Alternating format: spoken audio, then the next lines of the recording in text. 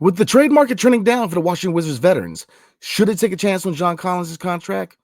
Maybe. Come on, let's talk about it next on Locked On Wizards.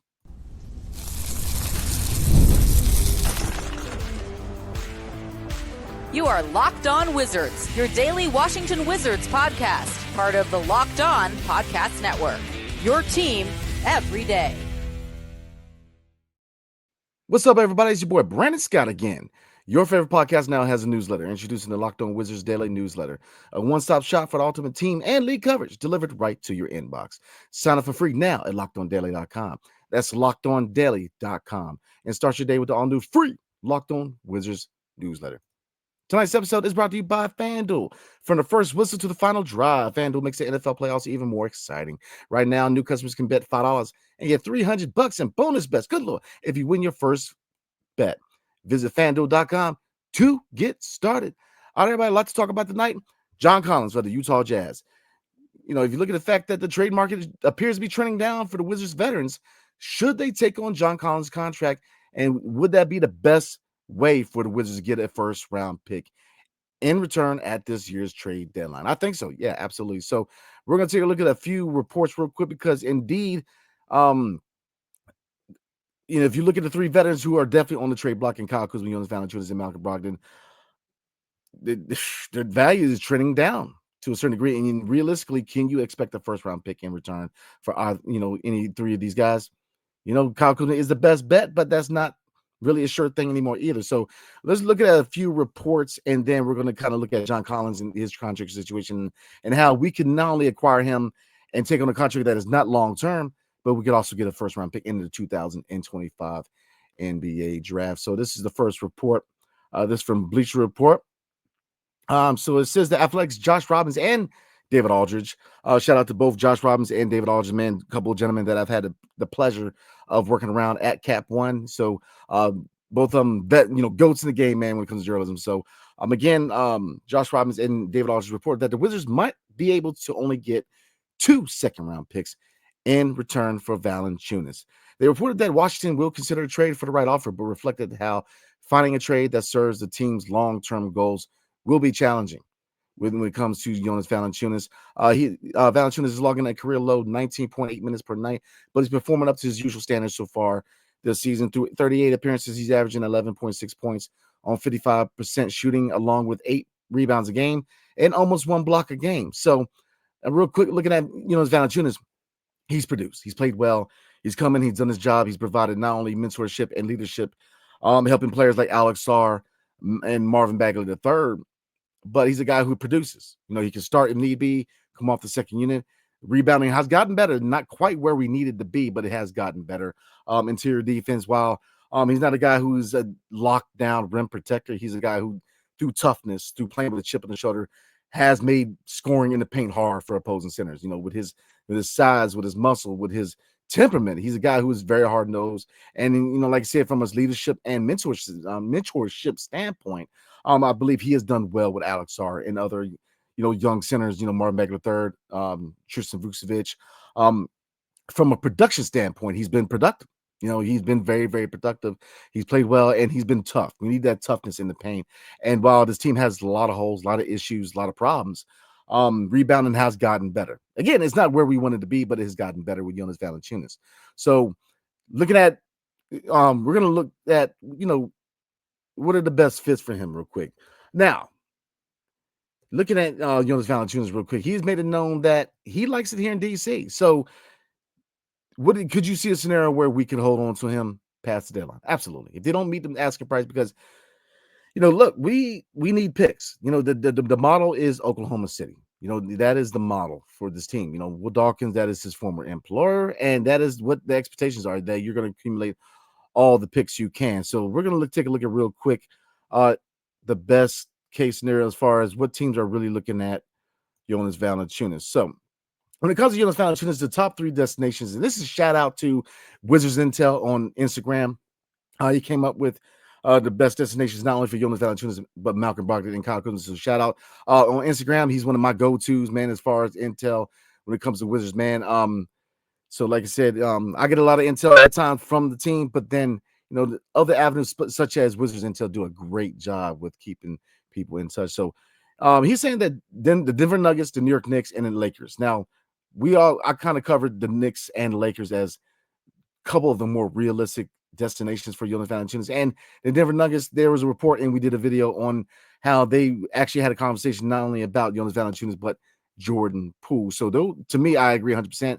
I think those are three teams where the likelihood of moving Jonas Valanciunas is going to be to one of these three teams. Now, what are the Wizards asking for? What does Will Dawkins ask for? Well, multiple seconds. And when it comes to Jonas Valanciunas, multiple seconds seem to be the price right now, and a young player.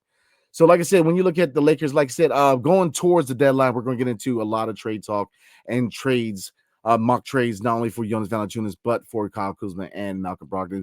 We've already covered a lot, but there's still some. But when it comes to the Lakers, you're probably looking at their 2025 second round picks. Now, there's been reports that the Lakers are kind of hesitant to include those two picks, but if you're a team like the Lakers looking to add talent, I mean, you don't have a lot of first, and you really don't want to bargain away a lot of the later first round picks going towards 2027 and later, because at some point LeBron James is going to retire. At some point they're going to not formally rebuild, because the Lakers don't rebuild, but they're going to retool, and they're going to need to build through the draft to a certain degree. Once you get past the LeBron James era, and Anthony Davis, at this stage, could he be a guy you build around? May not. If you at some point when you see LeBron retire, you probably want to shop Anthony Davis. But again, that's another subject for another day. So, I mean, with the Lakers, you're probably looking at a price of those 2 second round picks in 2025. I mean, look, they're probably gonna be later second round picks anyway. So, what does it really matter? So I would expect the 2 second round picks in 2025 from the Lakers, and a player like Gabe Vincent, just because from a salary standpoint. Yes, I would love Jalen Hood-Schifino, a young guard but here's the thing. Do we necessarily need Jalen Hood-Schifino? You have Jared Butler. And yes, Jared Butler's contract is not guaranteed next year, but I think he's the guy that you keep around. You re-sign him. Why, you got a guy who's already built chemistry here in DC, a guy who's already familiar with the organization, a guy who's, he's homegrown. He played with the Capital City Gold. He was developed here. So I think that you prioritize keeping him here than adding a young guard. I do like Jalen Hood-Schifino, but Gabe Vincent, a guy where, with a 2-year contract, he would not be a long-term piece. He would not handcuff you salary cap wise. And if you if you look to move him in the offseason, you can do so, because he has a very team-friendly contract. So you don't necessarily have a guy who's going to take a lot away from Jared Butler or Bub Carrington when it comes to the point guard rotation, because Gabe Vincent is not going to get in the way of Jordan Poole. I think he's the emphasis right now at point guard. And Bub Carrington is definitely the priority long term at point guard. So, but Gabe Vincent is a guy who could provide a little bit of leadership. He's a veteran player. So you're not going to get a young player, in my opinion, because you have to match salaries. A lot of the teams are looking at Malcolm Brogdon. A lot of teams are looking at Valanciunas and Kyle Kuzma. They're not lottery teams. It's not going to be lottery picks. They're going to be teams that are looking to add a piece going into the playoffs. So you're looking at later first round picks. So, that's where you're at. And, you're not getting, when it comes to getting young players, and especially, that's the other point, the second apron, which is a lot of these teams, you got to deal with the second apron. And it's making it a lot harder for teams to add talent once you hit that second apron. So the Lakers are one of those teams where you have to match salaries, and you're going to do that with Jalen Hood-Schifino alone. And I see them hesitant moving a lot of young pieces. Now you can look at Christian Wood, you can look at other players on the Lakers roster where you can make the money fit, because Jonas Valanciunas has a very affordable contract. But here's the thing, to me, Gabe Vincent is probably the most realistic deal. You're probably looking at Gabe Vincent and 2 second round picks in 2025 for Jonas Valanciunas. And like I said, we're going to get into the Knicks, within the next week or so. What are the best deals for the Denver Nuggets and the Knicks? And we kind of covered already, but we're going to get deeper, closer to the deadline, because the deadline is February 6th. We are getting closer to the trade deadline, guys. So like I said, Jonas Valanciunas is a guy who, again, they're not going to get the most value out of him. The first round pick, I think, is not realistic. You're probably looking at a couple second round picks. So we're going to get into reports for Kyle Kuzma, while his trade value has dipped, and realistically, could you expect a first round pick? And we're going to take a look at Malcolm Brogdon too, and then get into John Collins and why he fits here in DC. But before we do, tonight's episode is brought to you by FanDuel. From the first whistle to the final drive, FanDuel makes the NFL playoffs even more exciting. Right now, new customers can bet $5 and get $300 in bonus bets if you win your first $5 bet. That's $300 to keep the action going if you win your first bet. The FanDuel app is easy to navigate, and a variety of bets keeps every game exciting. Plus, when you win, you get paid instantly. You don't even have to wait around for your winnings, right? Whether you're betting on your favorite team or just looking to add some extra excitement to the playoffs, FanDuel has you covered. Just visit FanDuel.com to join it and get started with $300 in bonus bets. That's FanDuel.com. Make this playoff season unforgettable with FanDuel, the official sportsbook partner of the National Football League. Tonight's episode is also brought to you by SKIMS. When I found out SKIMS was making underwear for men, I was intrigued, very intrigued. I heard so much about the quality from friends and family, so I had to give it a try. Let me tell you, it lives up to the hype. I've always had issues with underwear. I'm a bigger gentleman, so finding the right underwear for fit, for comfort, for versatility, it's been a challenge, man. And I think I found the answer, man, with Skims. I think they've changed all that because with Skims, you have the proper fit, you have the proper comfort. But if you're looking at underwear where if you're a person who, is always busy, man, when you're working out, you're working, you're on the go, you're working with kids, you want something that's versatile. You can breathe, so something that covers all the bases, man. So I tried the Skims boxer brief and I'm hooked, man. I mean, it's perfect for my active lifestyle. They move with me, they never lose their shape, and they stay in place all day, whether I'm working out or just running errands or dealing with my kids. They're reliable and they're comfortable, and they're probably the most reliable and comfortable underwear I've ever owned. Plus, the lightweight material feels amazing, almost like you're wearing nothing at all. So look, shop Skims Men's at skims.com/LockedOnNBA and Skims stores. Let them know we sent you. After you place your order, select podcast in the survey and select our show in the drop-down menu that follows. So again, guys, I definitely recommend Skims, man. If you want comfort, versatility, and fit, look no further than Skims. All right, everybody, let's get back into this thing. So back in the point of John Collins, and would he be the best fit or the best way to get a first round pick? Well, now we're gonna look at another report real quick with Kyle Kuzma, how his value has dipped, and we're gonna lead into the whole topic here. While these two reports are why I think that John Collins could be the best chance to get a first round pick. So rock with your boy. This next article is through Inside the Wizards on SI, so shout out to them, man. A lot of good content. And this article was written by Jeremy Brenner, so definitely shout out to him. And it says the Wizards' Kyle Kuzma sees trade market shrink. Kyle Kuzma is petitioning on the trade block for the Washington Wizards, but could his asking price of 2 first-round picks or even 1 first-round pick be unrealistic at this time? So it says in the article is actually through Clutch Points insider Brett Siegel. So the reporting is actually done by Brett Siegel, so that is the source. Brett Siegel is the source. And it says that interest in Kyle Kuzma is waning over time. Quote unquote, Kuzma has drawn trade interest from several teams before the holiday season. Siegel writes, his market has since cooled. Although the Sacramento Kings remain the team to watch for the Wizards forward if they strike out on the trade with the Nets for Cameron Johnson, both the Warriors and Lakers have backed off from pursuing Kuzma after striking deals for Schroeder and Dorian Finney-Smith, respectively. The Pacers have also gone silent regarding Kuzma for the time being, sources say. While the Houston Rockets are another team who have been named as a possible suitor for Kuzma once upon a time, they have not shown any real interest in parting ways with their young core, specifically Reed Shepherd and Cam Whitmore. So for all you Cam Whitmore folk out there, it looks like it appears they're not willing, and I did not really expect them to be willing to move on from Cam Whitmore or Reed Shepherd. Yes, they have an overabundance of young talent, but I think that they're not going to move off of Cam Whitmore and Reed Shepherd. And if I was a GM of the Houston Rockets, I wouldn't. You hold on to players like that.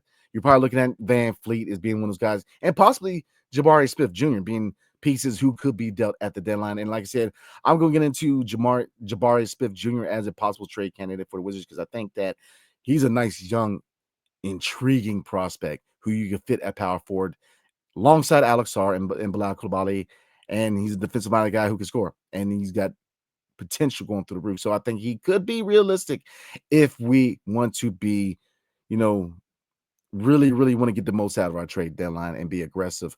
So let's get into the content. It took a little bit, but kind of had some reports leading up to it. John Collins. Okay, so looking at John Collins, could he be the best bet if we want to acquire a first round pick this trade deadline and a pick in 2025. I think so. Looking at John Collins and his situation in Utah, the Utah Jazz are a team that's very, very similar to the Washington Wizards in that they're a team that has a lot of young talent. When you look at Keontae George, when you look at Lauri Markkanen, but they're not quite there because we're going to pull up the standings real quick. They kind of prove to you guys that they just are not ready for prime time as yet, man. So they're very similar to the Wizards. They're a team that has a lot of young talent, but they're looking to move on from some of their vets. Markkanen is a guy who's been named as a trade candidate. It feels like he's a trade candidate every year. So Utah presently has a record of 10-28. They're the 14th seed in the West, and we are currently the 15th seed.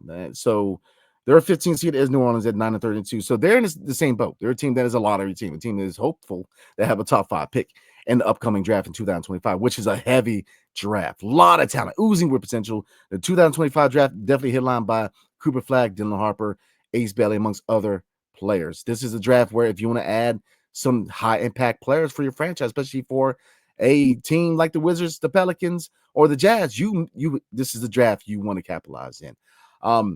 But could we get another first round pick in the draft? Absolutely. I think John Collins could be the best way to do so. Okay, so look at the John Collins.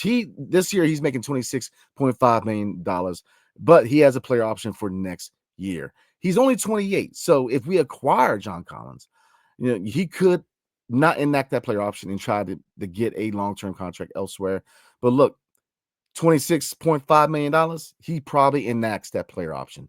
So looking at John Collins, man, I mean, he's a guy who can play, predominantly the power forward, but he can play small ball center. And I think he's a guy where obviously he's not going to take up, he's not going to handicap this franchise salary wise long term. You're looking at max of 2 years here. Pull up his stats real quick. Now, I'm looking at Wikipedia. For some reason, they won't give me this year's stats, but he was from the 2023 to 2024 season, which was last year. He averaged 15 points, averaged around 28 minutes per night. He shot 53% from the field, 37% from three, and he averaged 8.5 rebounds per game. So he's a guy where you can fit him right there at the power forward position in the same front court as Alex R. He can be productive. Now, as far as defense, he's up and down. There's times where he's not a bad defender, and times where he was. But I think he brings a lot of athleticism to the power forward position. The guy who can shoot the 3-point shot, can shoot the mid-range shot. He can attack the rim. He's a rim runner. He's a guy who can definitely attack with some power at the rim. And again, he's not going to hold us down salary-wise long-term. You're looking at $26.5 million this year, and you're probably looking at, if he enacts his player option, the same amount. And he's not going to hold us down long term. And if he enacts his player option, you probably look to move on from him last year, and he has some value. But then if you don't, he's not going to, again, this is the biggest emphasis when it comes to John Collins. He's not going to hold us hostage salary-wise long term. You're looking at most 2 years. And I think that's realistic for this team, because realistically, next year, are we going to be ready to contend? No, this is year 3 of a rebuild. So this guy who's not going to hold us down. And then the year after next year is when the first contract extension comes up, which is Bilal Coulibaly. And now, obviously, there's some tough questions at that point when it comes to players like Jordan Poole, where, Jordan Poole lives up to the hype. And, he's definitely a guy who's played at all-star level, in my opinion, even though you can argue with with team performance, he's not going to get it. And let's be real. He's not going to get all-star.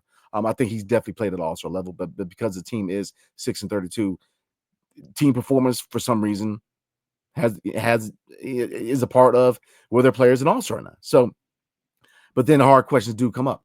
His contract is not going to hold down a potential extension for Bilal Coulibaly. So that's why I think that John Collins is a player that I think you definitely reach out to the Utah Jazz, because look, what's another reason why the Utah Jazz could be a really good trade partner. They hold 2 first-round picks in the 2025 draft. They have the Cleveland Cavaliers and the Minnesota Timberwolves 2025 first-round picks. So they have a first-round pick to give up. And with them being the Minnesota Timberwolves and the Cleveland Cavaliers, they're going to be late first-round picks. So then I do not think they're going to be hesitant to move on from those picks. I think that you could probably get one of those picks in this move, because right now Utah's looking to move off the contract from John Collins. So I do not think they would have any problem moving off a first round pick, whether it's the Cleveland Cavaliers or the Minnesota Timberwolves, 2025 first round pick to get off of John Collins' contract. Because again, they're in the same boat. They have young talent, Keontae George. I mean, the list goes on. They have a lot of nice players out there. Taylor Hendricks. I mean, the list goes on. Larry Marketing, even though I think Marketing, at his age, could he fit a timeline in Utah? Yeah, but he's a guy that they may be looking to move. But John Collins is definitely a contract they're looking to get off the books. So if we cannot hit pay dirt when it comes to getting a first round pick for Kyle Kuzma, Malcolm Brogdon, or Jonas Valanciunas, taking on a bad contract like John Collins could be our best bet at getting a first round pick. And I think that, again, looking at John Collins in the situation in Utah, his contract will not hold us down long term, and they hold 2 first round picks in the 2025 draft. And I think they would be very willing to part with one of those picks, whether it's the Cleveland Cavaliers or the Minnesota Timberwolves first round pick in 2025. Because like this draft previously, where we were able to, trade and get Bub Carrington at number 14 from Portland and make a trade with New York Knicks at 24 for Keyshawn George. Obviously, we're going to be a lottery team. We're going to get a guy, whether it's Cooper Flag, Dylan Harper, Ace Bailey, in the top 5 and not the top 3. But if you can grab another guy in the later stages of the first round, because Will Dawkins has shown that he can find the diamonds in the rough in the later stages of the first round and even the second round when you look at that Tristan Vucevic. I mean, Keyshawn George is a player who is very intriguing. It has lots of potential, and we were able to get him at the 24th overall pick. So I think that Will Dawkins and company in this revamped front office has shown that they're willing to go out there, do the scouting, and go find the diamonds in the rough in the first round. Because we saw that with Keyshawn George, and I think we can do it again in 2025. So I definitely think that is the best case. You guys get in the comment section. Let me know what you're thinking. Is John Collins is deemed a bad contract, but is John Collins the type of veteran bad contract you'd be willing to take on, and why? And if not, and why? Definitely let me know why or why not. And definitely why. A lot of whys, right? So we're gonna get into a preview for tomorrow night's game at home versus the Phoenix Suns. But before we do, tonight's episode is brought to you by Robinhood Gold. With Robinhood Gold, you can now enjoy the VIP treatment, receiving a 3% IRA match on retirement contributions. The privileges of the very privileged are no longer exclusive. Not anymore. With Robinhood Gold, your annual IRA contributions are boosted by 3%. Plus, you also get 4% APY on your cash and non-retirement accounts. That's over 8 times the national savings average. The perks of the high net worth are now available for any network. I'm trying to tell y'all, man, the new gold standard is here with Robinhood Gold. To receive your 3% boost on annual IRA contribution, sign up at Robinhood.com/gold. But let me remind you guys, investing involves risk. 3% match requires Robinhood Gold at $5 a month for 1 year from first match. Must keep funds in IRA for 5 years. Go to Robinhood.com/boost. Over 8% or over 8 times the national average savings account interest rate claim is based on data from FDIC as of November 18th, 2024. Robinhood Financial LLC, member SIPC. Gold membership is offered by Robinhood Gold LLC. All right, everybody, let's go ahead and finish this thing up. So let's get into the preview for tomorrow night's game versus the Phoenix Suns. And again, I will be in the house at Capital One covering the team, do my media thing, and I will be going live after the game. So definitely tune in for that, man. You will catch me and AB live recap following the Washington Wizards and Phoenix Suns matchup at Cap One in the nation's cap. So let's get into the preview real quick now. Former Wizard Bradley Beal will be back in the house. And the question is, what kind of reception do you realistically expect, especially a week after John Wall was in the house, his former backcourt mate in Washington, and he got a good reception. Now, SGA of the Oklahoma City Thunder did get MVP chance, but John Wall is still much beloved here in the nation's cap. So it's going to be intriguing to see what kind of reception Bradley Beal gets in the nation's cap, especially now that he's dealing with a similar situation in Phoenix with that no trade clause. Not our problem. Whoa. All right, so let's get into a preview for tomorrow night's game. If we want a chance against this team, what are my 3 keys to victory? But before we do, let's take a look at the injury report real quick. Oh, before we get into that, for all you bettors out there, through BetMGM, the Phoenix Suns are now 10.5 point favorites in this matchup. I don't think many of us are really surprised by that. If you are, man, I don't know what to tell you. The injury report, Nurkic is out at center. He has an illness going on, man. So it's day to day. He could suit up. but it's still day to day. We'll get a clear picture of whether Nurkic starts for the Phoenix Suns before tip off. So I'll definitely let everybody know on that front. For the Wizards, day to day is Malcolm Brogdon with a foot injury. He did not play against Minnesota, so we'll see closer to tip off if he's able to suit up. Tristan Vucevic, he's been dealing with an ankle injury, so we'll see if he's able to suit up. You're probably not expecting too many minutes with Vucevic, but look, definitely want to see what he can do in the second half of the season. Very, very intrigued. And obviously, Sadiq Bey is out with a knee injury following the ACL injury and surgery in the offseason, so he's still recovering from that. And Marvin Bagley III is out with a knee injury that he that is not expected to be a season-ending injury. I kind of went on X and I went on YouTube, guys, let you guys know that it's not season-ending, but it's definitely an injury that's going to take some time to get back to 100% from. So, what are my 3 keys to victory? Let's take a look at the team stats real quick. Points per game, right? The Phoenix Suns are 14th in the association, scoring 112 points per game, opposed to the Washington Wizards, who are 25th, scoring 108 points per game. Now, if you look at another stat, which is points against, we are giving up 122 points per game. We are the worst team in the NBA defensively. We are giving up 122 points per game. So, key to victory number 1, we have got to find a way to be a balanced defense. On the perimeter, we've got to make switches off of defenders faster. We've got to close out shooters. Teams, figure out the Wizards defense, which is with fluid ball movement, you can defeat the Wizards defense. And we are so slow on off of switches and switching off defenders and closing out shooters, where if you just have fluent ball movement, you can find an open shooter, and that's how you kill the Wizards defensively. We've got to show some kind of level of intensity, man, defensively. We've got to bring that dog factor back. Brian Keefe, that's one thing that, he's a defensive-minded coach. Obviously, the biggest thing with head coach Brian Keefe is developmental. But he is a guy who's known to make players better defensively.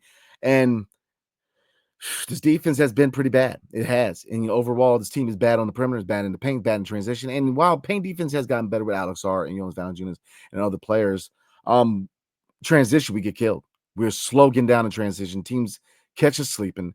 And on the perimeter, like I said, switching off defenders, we're slow. We take our time. And closing out the shooters, we take our time. And like I said, if you want to defeat the Wizards defensively, fluid ball movement is all you need to do. Just ball movement catches us off guard. So we've got to bring the dog factor. We've got to bring that intensity back if we want to roll with a team like the Phoenix Suns, who they have their issues. They're 9-20. They're 11th in the West. So they're the team that, with the amount of money they're paying for Kevin Durant and Devin Booker and Bradley Beal, you expect them being in the mix when it comes to the playoffs in the Western Conference. It's not the situation. They are a team that Jimmy Butler has been linked to. He's pretty much the team he's linked to. He wants to go to Phoenix. But again, the whole saga with Bradley Beal, I do not miss that saga here in DC. He's got to waive his no trade clause, and right now he is hesitant to do so. So, like I said, at 19-20, you expect the Suns to be a lot better than what they are. But as a team that they, let's be real, there's a huge talent gap. They have Kevin Durant. They have Devin Booker, man. I mean, they have Bradley Beal. Hate him or love him, Bradley Beal can play. He can definitely drop some points. So, we've got to be more aggressive. We've got to have communication has to be key. All right, what else am I looking at? Number 2, rebounding, man. Now, this is an area where we have the advantage. We are 15th in the NBA with 44 rebounds per game.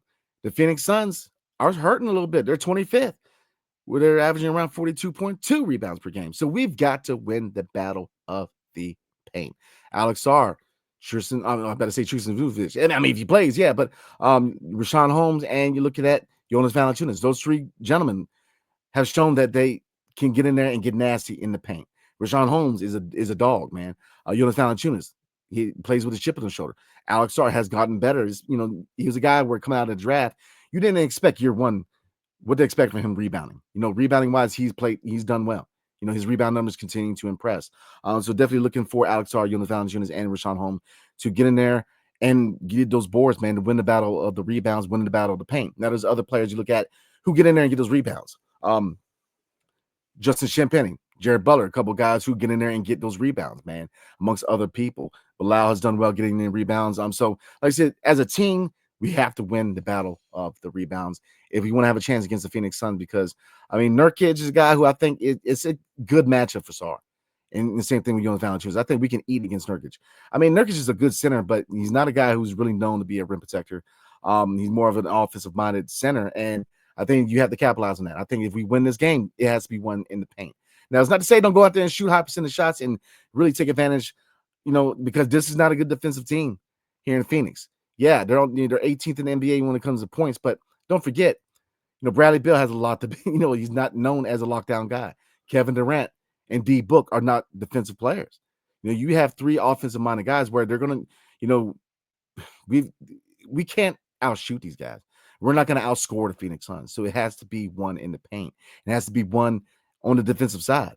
You got to hope to shut down 2 out of the 3 or 1 out of 3. You got to slow one of them down because you have a 3-headed monster. And yeah, Bradley Bill's he has been benched, so he's going to be in second unit. So that's an intriguing matchup for our second unit. But like I said, this is a team where if you want to outshoot them, outscore them, you're going to lose that battle. You have a 3-headed monster, offensive monster, and then you still got guys. It feels like every former Wizard is now on the Suns. Tyus Jones, we know what he can do as a floor general. He's going to distribute. He's going to find ways to get Kevin Durant, D Book, and Bradley Beal involved. You have Monte Morris. We know what he can do. And if you look at the last 3 years, Monte Morris and Tyus Jones are 2 of the best point guards when it comes to assist to turnover ratio. So this is not going to be an easy matchup for the Wizards. All right, let's get into my third key to victory real quick. Turnovers, Lord have mercy. The Phoenix Suns are 10th in the NBA. They're only committing 13 turnovers per game. The Washington Wizards, on the other hand, are 28th in the association with 15.7 turnovers per game. We have to play turnover. I'm not going to say turnover free is not football. You're going to turn the ball over. Now, you should hope to get 0, but it's basketball. You're going to turn the ball over, but ball security should be key. We got to secure the ball. And it comes with ball movement, man. Having a balanced offense. Isolation basketball does work when the situation calls for it. And when with players like Jordan Poole, with players like Kyle Kuzma, they can definitely eat in isolation. But if you want a fluid ball movement, if you want team basketball to be the emphasis, you got to let that be the first thing you do. Team basketball has to come first. And when you have situations that call for isolation basketball, ISO basketball, then you utilize that type of basketball. But like I said, from the standpoint of turnovers, we've got to have fluid ball movement. We got to really communicate offensively. We got move without the basketball. Stop with the 4 people on the perimeter, 1 guy in the paint. Move without the basketball. Try to get open. Try to slash the basketball. I really want to see these guys, especially the younger guys, move without the ball. Move without the ball. Try to get open, slash, attack the basket. Those are the things I'm looking for. So those are my 3 keys to victory for tomorrow night. And like I said, guys, definitely tune in. Looking around 9:30 is a 7:00 game. So definitely tune in. Show your support for the Wiz Kids, man. Because again, we're coming in with this record of 6-32, and the Phoenix Suns are 19-20. They're 11th in the West, so they're out of the play-in situation. But like I said, a lot of noise surrounding Bradley Beal, Jimmy Butler, D Book, Kevin Durant has been linked to the Houston Rockets. This is going to be a trade deadline to remember. I'm telling you, there's going to be a lot of moving pieces, especially with all-star talent. Jimmy Butler, there's a lot of, De'Aaron Fox potentially, even though Sacramento has been playing better. And then from the standpoint of the Wizards, we're going to be, very active, shopping these guys. Now, are we going to be able to meet the asking prices? We shall see. But like I said, a lot of noise surrounding this trade deadline because there's a lot of star players who could be on the move. Zion Williamson, is it enough in New Orleans? Not taking the fork out of his mouth. I get it. The food is good in New Orleans, but you got to figure it out because he's too talented to let a baguette mess up your career, man. I'm just saying, So again, guys, getting back to Phoenix, we will be going live at 9:30 or as soon as the game ends, and then I will be reporting. I will be recapping with my guy AB live from Capital One.